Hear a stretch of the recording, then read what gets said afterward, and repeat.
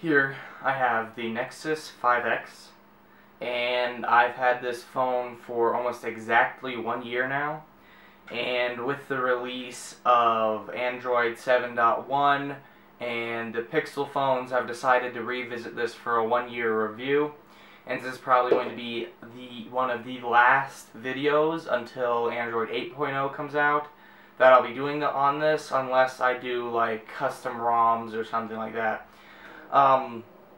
And I just wanted to revisit this, see how it performs in today's market, and how it performs as a phone in general, still holding up, parts included, and build quality. Has it degraded?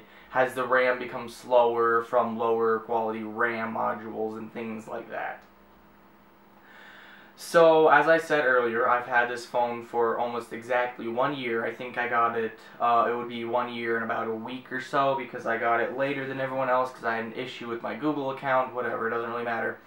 But this is what it looks like. As you can see, it's still reminiscent of the Nexus 5. I mean, it's just a 5.2 display. It is 1080p, and as you can see, it's still got a relatively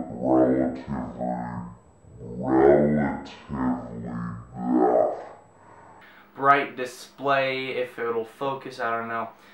And this, if you can't tell, is really bright in here because I've got some really large lights over there, and it's still very visible in this light. It's not like the best outside, but you can see it very clearly still. If it was a slightly better panel, you know, whatever.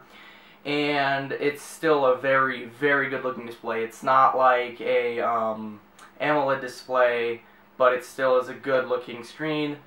Its build quality is still really on the budget oriented side, but I kind of like this matte feel. As I said, I think in my original review, I'll link that somewhere.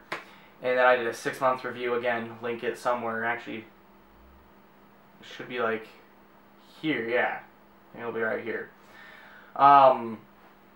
And the camera is the biggest thing that is held up, I think, in terms of quality.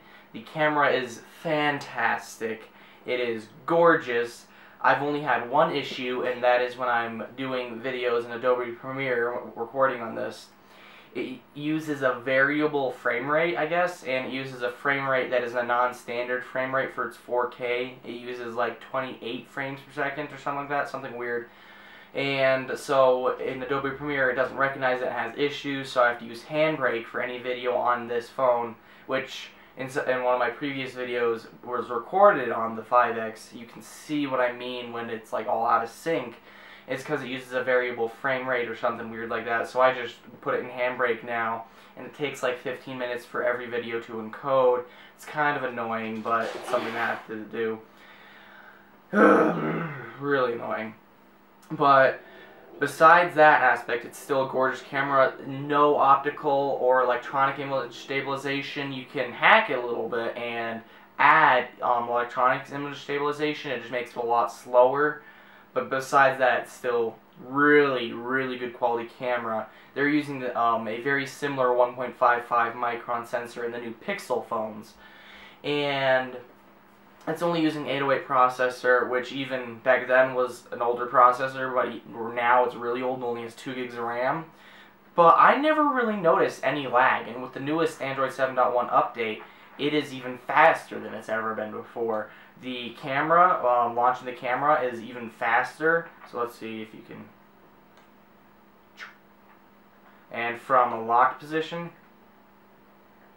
like look how, that's ridiculous. It's gotten even faster. So the original camera lag that I noticed in the first video is completely gone. Completely. It no longer exists. And it has a few fun features, like now it has face recognition, which I guess it probably had back then, but I never noticed. The just overall UI is super snappy in comparison to some of the other things. And it's not using the Pixel launcher or anything like that. It's still using Google Now launcher, but that is still perfectly fine. I don't care, really. And as I said, I haven't noticed any terrible lag. It does get warm, and before, for cameras, for recording 4K, it would stop after, I think, like 3.5 minutes. Now it stops after an exact 5, so it doesn't overheat and things like that, which is really good, but it does get really warm during 4K video recording, so you have to be careful of that. This material does not resist scratches very well. I mean, here, let's see if I can focus this. Light, come on, light. If you can see all that. And I've had a case on this most of its life, so, I mean, it's non-resistant scratches. I did drop this once, and like, I'm not sure. Focus, you little bastard. Well, it keeps focusing on me. But it took a huge chunk out of it. I put a photo here somewhere that you can see. And I was like, oh my god! This wouldn't have happened on like a metal phone or anything like that, because this is a very soft material. Besides that, it's held up very good. I've actually dropped it multiple times with its case on, where's its case? I don't know where I put its case. It's just one of the stock ones that you can get for like $30 when it was released, and I just, you know, picked up a case, you know, whatever. Make sure to have a screen protector. Just do that. First thing, on any phone, get a screen protector. Even if you don't like it, get one. Because it has saved my bacon. I did landscaping for a few years, and I still do it occasionally. And before I realized I had a screen protector on, I looked and there was a huge crack like this, and I was like, oh my god! And then I realized it was just my screen protector, pulled the screen protector off, the display was beautiful. In fact, this display is the most intact thing on this entire phone. The rest of it's all kind of dinged up.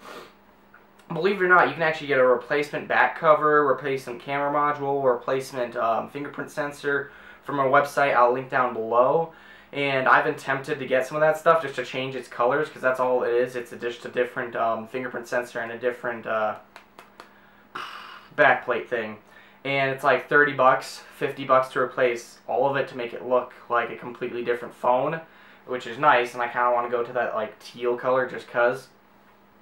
But I have not been tempted to upgrade, besides the fact of wanting the latest stuff at all, because I've not noticed any lag issues that I have encountered that would force me to want to upgrade.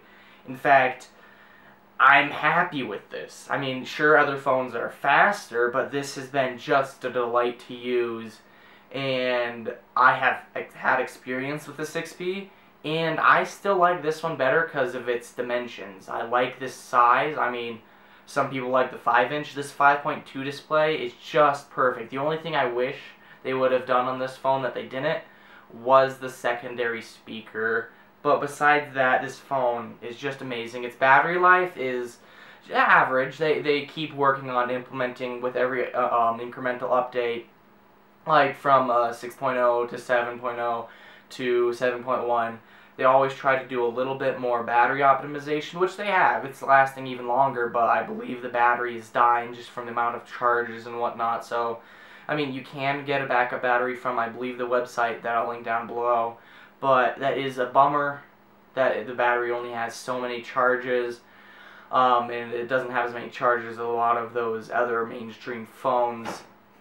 But it still charges lightning fast, and it's amazing. I've got to say, if you are still on a budget, I would full-heartedly still recommend this phone. It is amazing. It has done fantastic for me, and I mean, a lot of people, oh, it's still so weak and less powerful. For pretty much anything you could ever want to do on a phone, this does it perfectly. Immensely, amazingly. It is just, as we up the processing power in phones, the apps don't really demand more. It doesn't change the amount of demand that we have for apps. I mean, there are apps that take advantage of it, like gaming apps and things like that, but everyday usage doesn't really change. I mean, you get 0.5 seconds faster when launching the camera, you get 0.5 seconds faster fingerprint read, but this is still, I mean, just this is still plenty fast for me. That's plenty fast. I don't need it to be any faster, because I'm not going to be like, oh no, there's a bomb and I have to open it right now, oh my god! It doesn't happen like that. But other than that, small little smidge, I would have loved to have like 3 gigs of RAM or something like that. It is still a perfectly acceptable phone in today's market, and I would full-heartedly recommend it if you can get it for a lower price. So like, I don't know, like $300, $200, fully recommend it. Now there are other phones on the market that are better at that price range now, but this is still a great phone and I love it. It has done great for me. I may upgrade in the future, I may not. I still love this phone. Thank you for joining me. This is PG Tech signing out. Boom.